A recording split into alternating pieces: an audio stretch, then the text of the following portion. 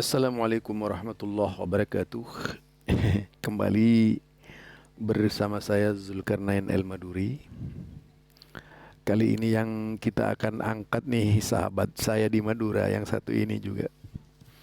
Karena beliau pernah ngaku orang Madura. Jadi sama-sama Madura ini, pertemuan Madura, Rioni Madura. Ini perlu saya jelaskan lagi nih. Saya tidak gagal paham ya. Mungkin antum yang gagal paham karena beliau itu tidak menyebut-nyebut Indonesia, tapi menyebut Ahlus Sunnah wal Jamaah gitu. Jadi umum dia nyebutnya. Nah, ini perkataan beliau yang khawatir beliau itu memberikan komentar terhadap pendapat saya, terhadap jawaban saya kepada Idrus Ramli. Ya. Memang Pak Kiai yang satu ini juga nakal gitu ya. Nakalnya apa? Kalau diamati dari awal sampai akhir, itu memang seperti terluka itu. Seperti orang yang terluka. Menjerit-jerit kalau panggil Wahabi itu. Kemudian tadi juga berbicara bahwa yang dimaksud Ahlus Sunnati wal Jamaah itu versi Maturidiyah dan Asy'ariyah adalah Asy'ariyah dan Maturidiyah. Nah kalau itu sebagai ukuran lagi, itu lebih parah lagi kita itu. Artinya Islam ini harus dipatok harga menurut harga mati mereka, yaitu Asy'ariyah dan Maturidiyah. Selain itu tidak boleh berpikir. Dan harus masuk dalam kategori Maturidiyah dan Asy'ariyah. Jadi Ahlus Sunnati wal Jamaahnya makin jelas tuh. Kalau saya sih lebih tepat itu terlalu kampungan menurut saya ya. Kalau kita itu dibatas akhirnya menjadi sebatas pemahaman kampung. Jika berbicara Islam yang seperti itu gitu. Jadi saya sengaja mengangkat ini kembali karena mungkin memang pahamnya bisa dikatakan paham salah itu di dalam memahami saya itu. Karena saya itu mengutip perkataannya Kiai Idrus Ramli itu yang menurut saya cukup nakal ya. Beliau itu berbicara bahwa Ahlus Sunnati wal Jamaah ciri-cirinya itu adalah baca kunut. Yang satu itu kemudian zikir bersama. Dia nggak menyebut ciri-ciri Ahlus Sunnati wal Jamaah di Indonesia, tapi Ahlus Sunnah wal Jamaah sifatnya jelas umum, tidak khusus kepada masyarakat Islam Indonesia ya. Kemudian dikatakan bahwasanya orang yang tidak mau berzikir berjamaah, tidak mau baca usalli, tidak mau baca kunut gitu ya.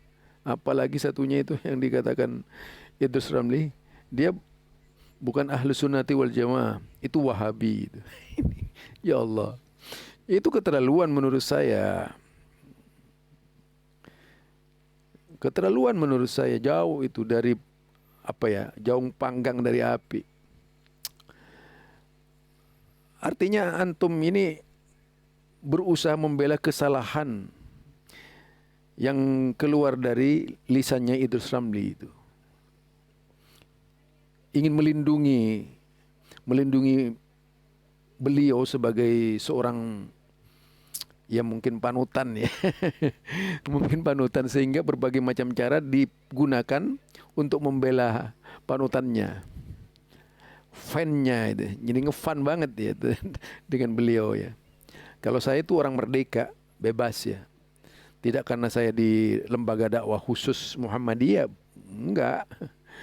Itu tidak terlalu menjadi andalan bagi saya karena kalau di Muhammadiyah ini berpikirnya bebas. Jadi Muhammad itu diberi pikiran bebas. Dan itu salah, sampean juga gagal paham. Saya tidak pernah loh. Kemudian di lapaknya orang Minang itu bukan saya itu. Saya orangnya orang merdeka. Jadi kalau saya berbicara di situs saya diambil orang Minang, itu kan mereka yang ngambil. Ya biarkan saja, namanya ilmu ya dibiarkan saja. Bukan hanya mereka, bukan hanya Minang yang mengambil tuh. Beberapa situs coba bacalah di YouTube itu. Ada yang dari Mekah, ada yang dari Madinah juga mengambil situs, mengambil YouTube-nya saya gitu ya. Jadi keliru Anda itu. Saya tidak pernah selama ini berhubungan dengan Minang bertauhid itu. Salah banget sampean. Ya, hati-hati loh sampean salah paham tuh. Jadi kalau saya berbicara di forum saya sendiri, saya tuh ada dua. Antum coba baca lagi itu namanya Syarah Himpunan Putusan Tarjih Muhammadiyah itu Sarah ya. Syarah Himpunan Putusan Tarjih Muhammadiyah yang ada di Facebook. Itu fanpage halaman Facebook saya gitu. Lalu di situ lebih banyak lagi pengunjungnya. Lebih banyak dari YouTube yang saya miliki itu. Nah, jadi apa yang dikatakan oleh Sambian nanti kita jelaskan, tapi kita setel dulu ya. Perkataannya adik saya karena lebih muda dari saya. Saya kan usianya sudah jauh di atas Sambian tuh ya. Nah, mari kita dengar bersama.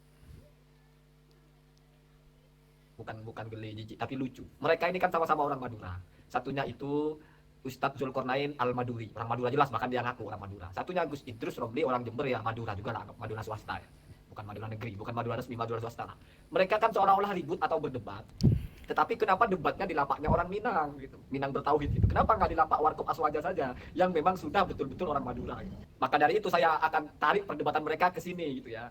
Biar sesuai itu, sama-sama orang Madura, ribut dengan orang Madura di lapaknya orang Madura.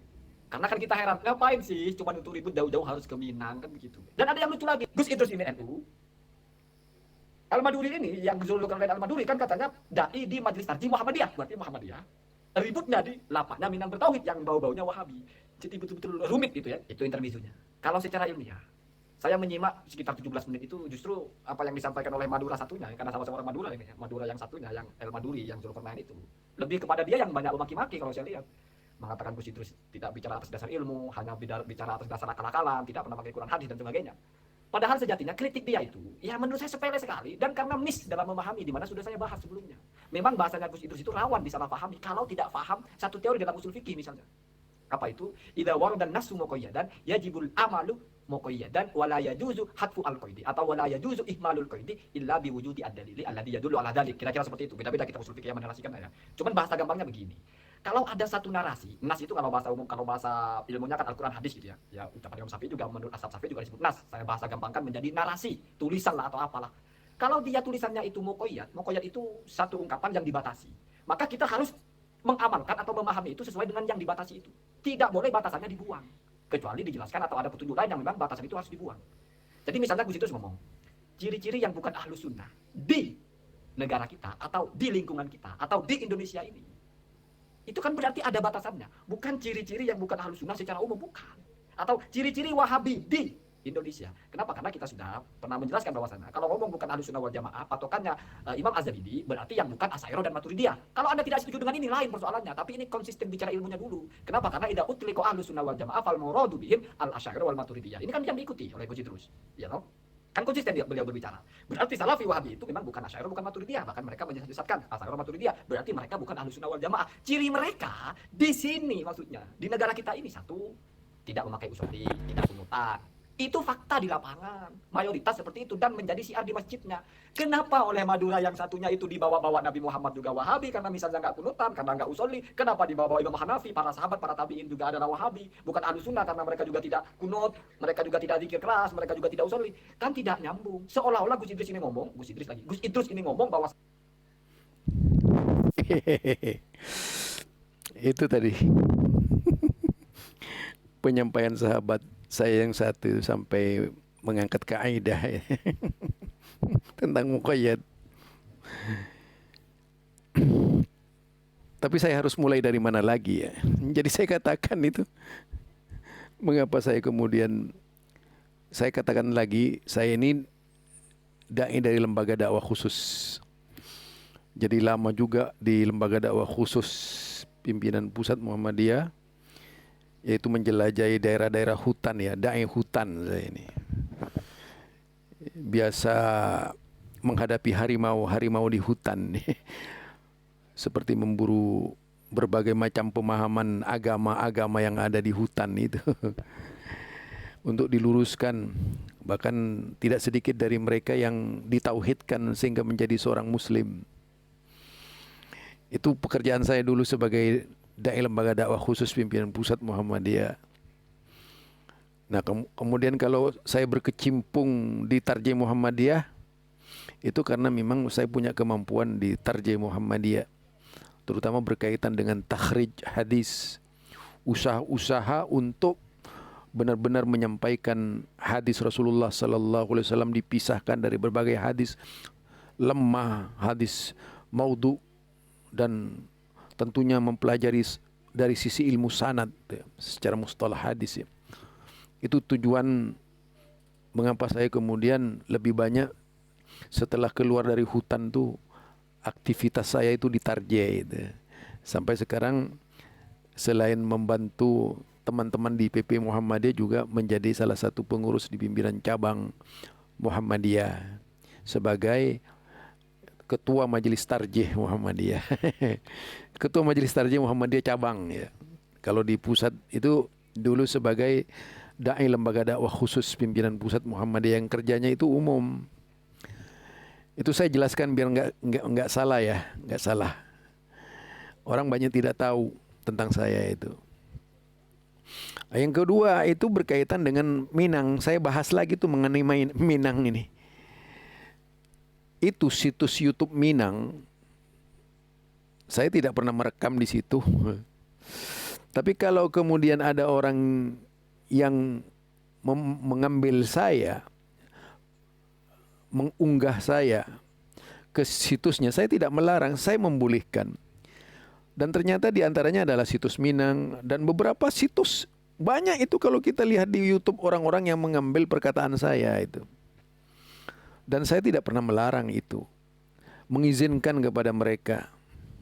Jadi tidak limited, unlimited.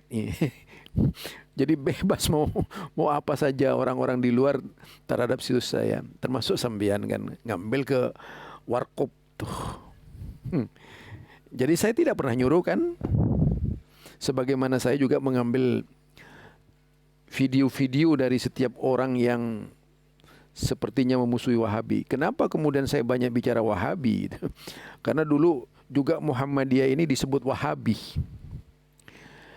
Jadi Muhammadiyah ini kalau antum lihat dulu itu kan teriak-teriak Wahabi orang-orang di luar terhadap Muhammadiyah itu.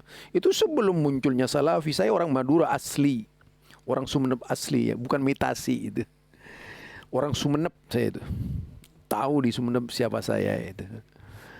Nah, kalau dilihat sampai kan ada yang misu-misu saya itu dengan ya Ammal, Ammalul Ammaroh fi Malaysia, sampai ada yang melukiskan saya seperti itu, kuli bangunan Bina'il Ammaroh fi Malaysia.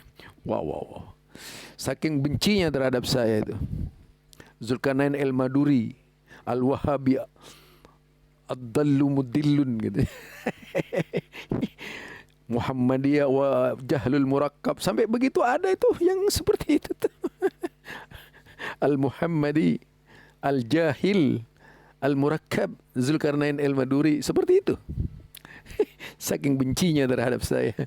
Mudah-mudahan antum tidak termasuk yang benci ya.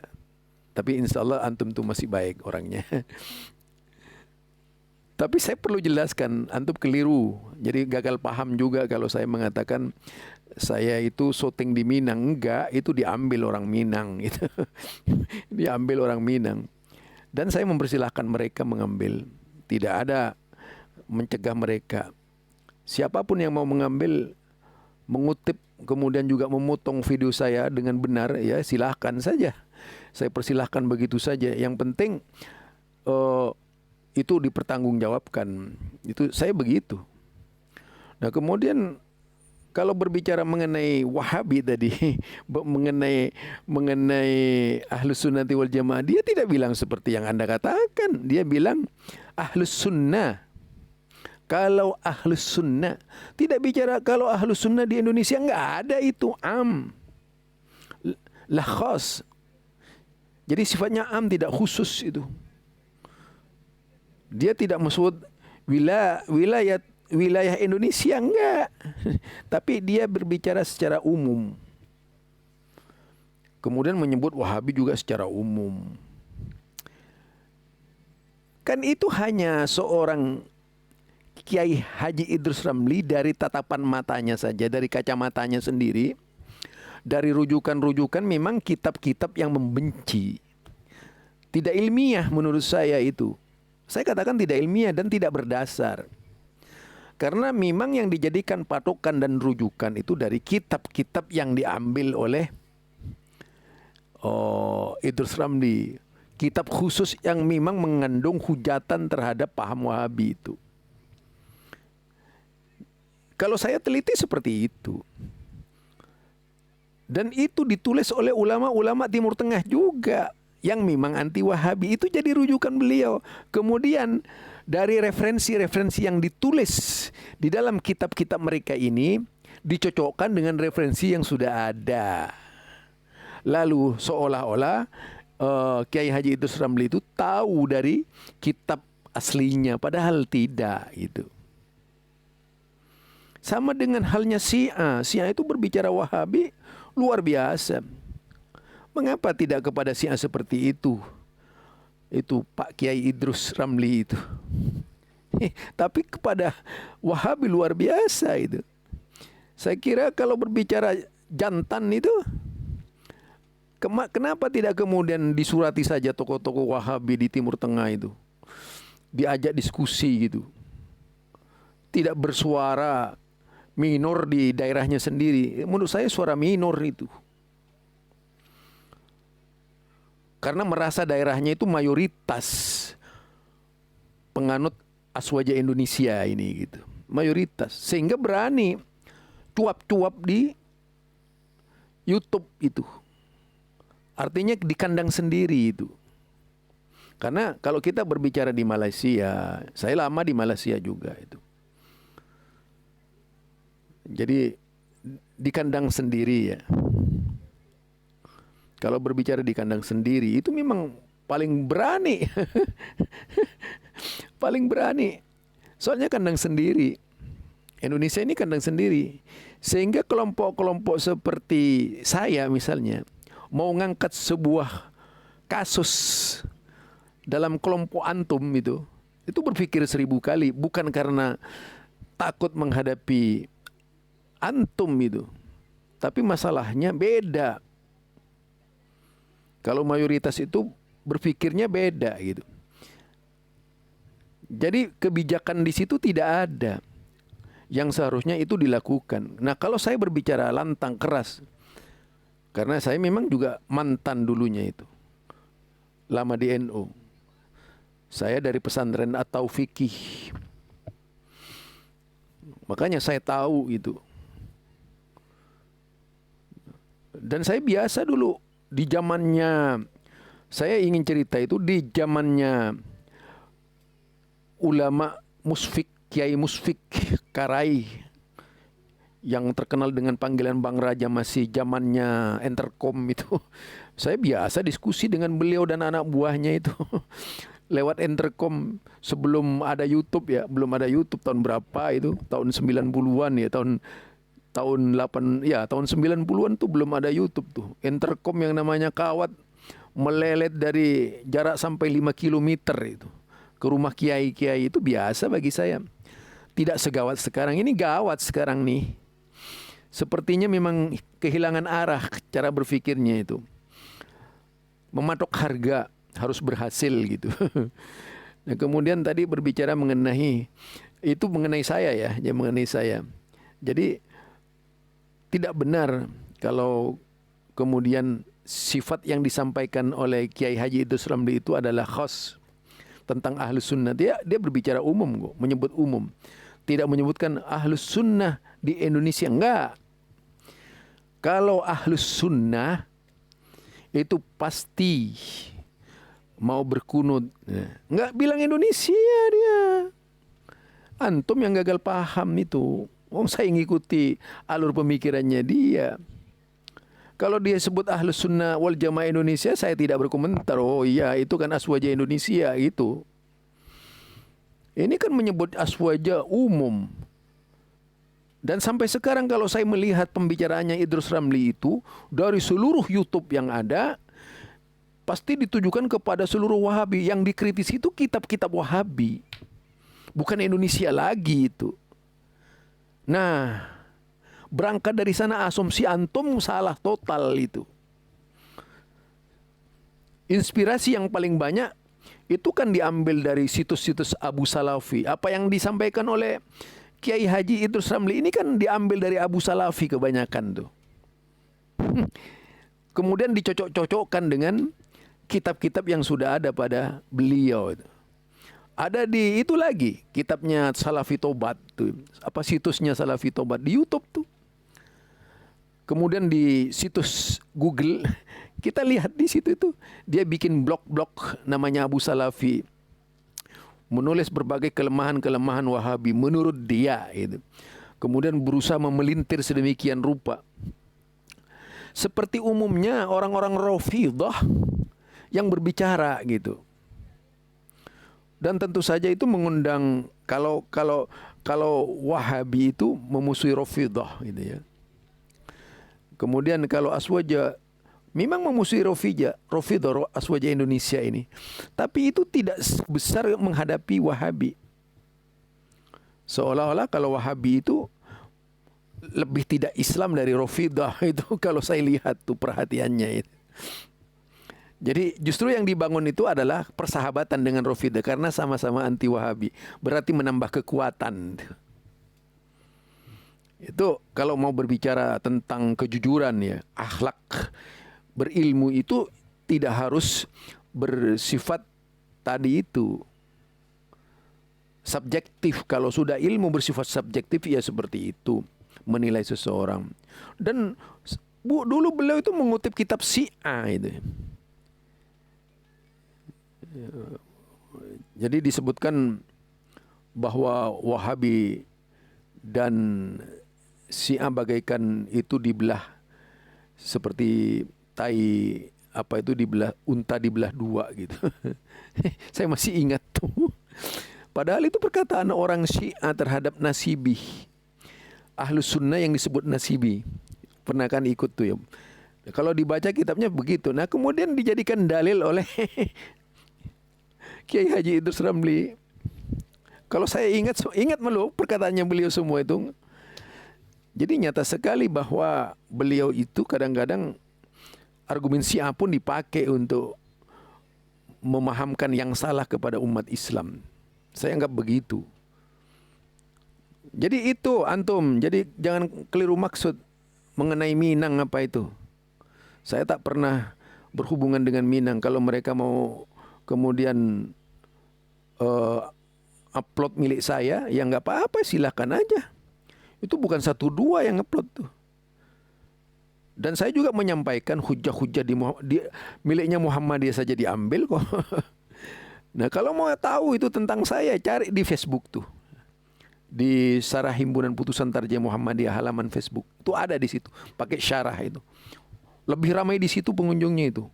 Mencapai puluhan ribu di situ itu, ratusan ribu bahkan. Itu ya. Jadi jangan dianggap bahwa saya itu seperti yang Anda gambarkan, keliru besar itu. Bukan saya tidak mengerti apa yang disampaikan. Dan memang iya sih kalau dia, kalau berbicara menghujatnya dia banyak. Kalau saya hitung itu tidak sedikit menghujatnya itu.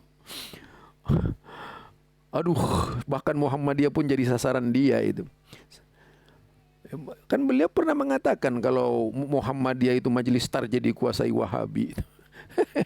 Hebat banget. Jadi apa ya, feelingnya dia itu sudah nggak jelas gitu. Orang yang diam pun dimakan sama dia hanya karena berbeda pendapat dengan dia gitu. Kemudian menggambarkan sejarah Kiai Haji Ahmad Dahlan tidak pada tempatnya itu. Kalau Muhammadiyah diam itu bukan takut. Dianggap tidak perlu melayani orang yang tidak tahu sejarah itu. Ingat, di Muhammadiyah itu tempatnya kalangan intelektual, jenius otaknya. Tapi kalau kemudian melayani kelompok sosok-sosok tertentu yang tidak berkualitas, ya mendingan diam gitu. Ketahuan kalau tidak berkualitas tuh orang itu. Coba bayangkan, saya tahu Kiai Haji Idrus Ramli itu dari awal di YouTube sampai sekarang itu seperti mendendam banget, yang diangkat selalu Wahabi. Dari seluruh ceramahnya di Indonesia itu, di provinsi tertentu itu pasti yang diangkat Wahabi, dengan berbagai macam model ceramah itu, yang intinya adalah kebencian menurut saya, bukan disiplin ilmu. Tidak berangkat dari disiplin ilmu, itu kebencian.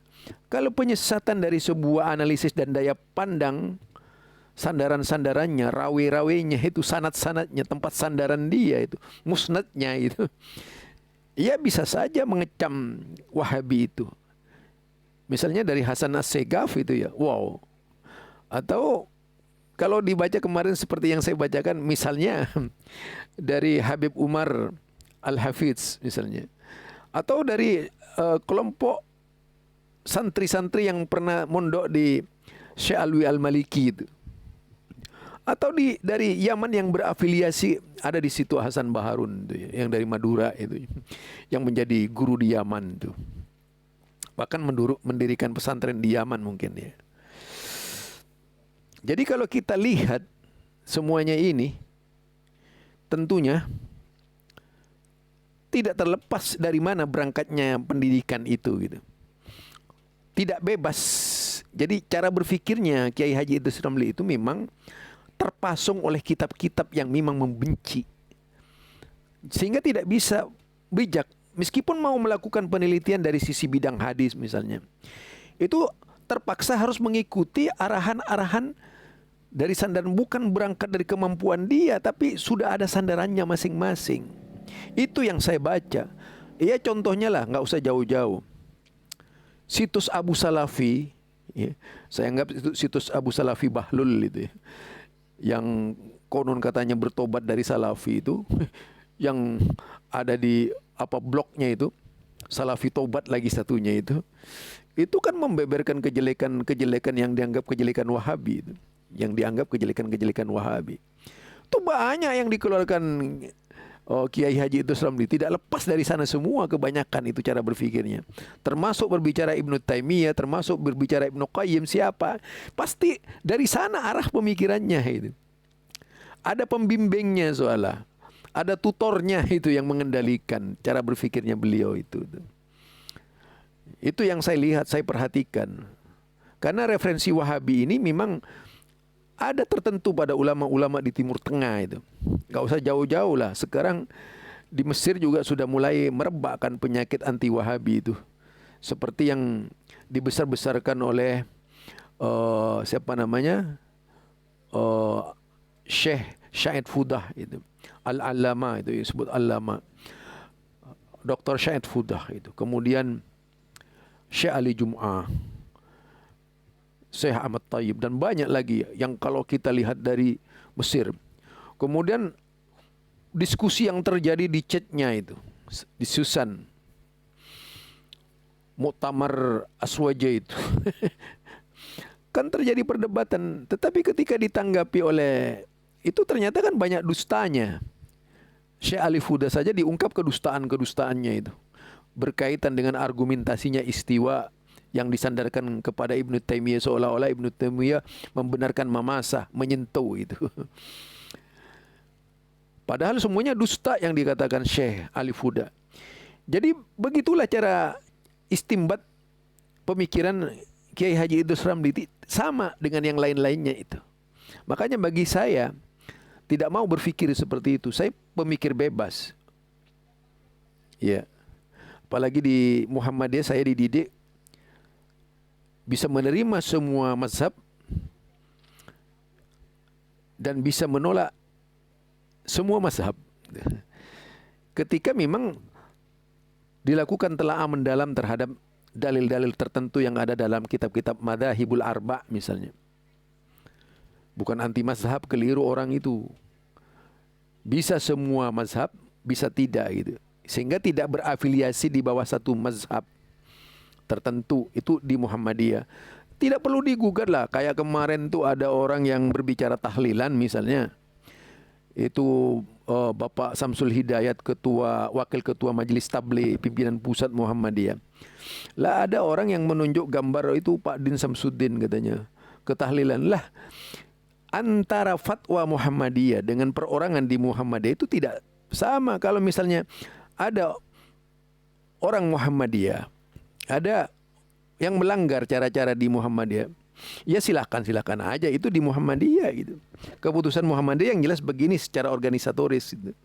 Tetapi kalau kemudian Bapak Din secara politis berkunjung kepada Kiai Sahal Mahfud pada waktu itu gitu, ya jangan dianggap bahwa beliau representatif dari Muhammadiyah. Beda itu sudah. Itu kadang-kadang orang yang tidak paham dengan organisasi. Barangkali ini ya dari saya. Jadi antum sekali lagi jangan salah paham, gagal paham di dalam memahami saya itu. Saya bukan tidak jeli, saya sangat jeli dengan pemikiran junjungan antum tuh. Ya junjungan antum ya, kayak gitu. Bukan tidak jeli banget loh. Saya ngikuti, bukan tidak ngikuti apa yang disampaikan oleh beliau itu. Jadi memang benar-benar beliau menyampaikan itu. Ahlus Sunnah kritiknya juga buktinya terhadap semua kitab Wahabi dikritisi. Ya persis sebagaimana Abu Salafi itu. Ya saya tahu sih siapa Abu Salafi itu, bukan nggak tahu ya. Nah, itu barangkali dari saya. Sekali lagi jangan mudah menjustis bahwa saya gagal paham. Antum sendiri yang gagal paham terhadap saya itu. Nah, demikian saja dari saya. Mudah-mudahan antum mendapatkan ampunan dari Allah Subhanahu wa taala. Semoga Allah mengampuni kita seluruhnya. Kebenaran itu datangnya dari Allah. Kesalahan itu dari kita. Mudah-mudahan kita menjadi orang yang benar di sisi Allah Subhanahu wa taala. Ini dari saya. Assalamualaikum warahmatullahi wabarakatuh.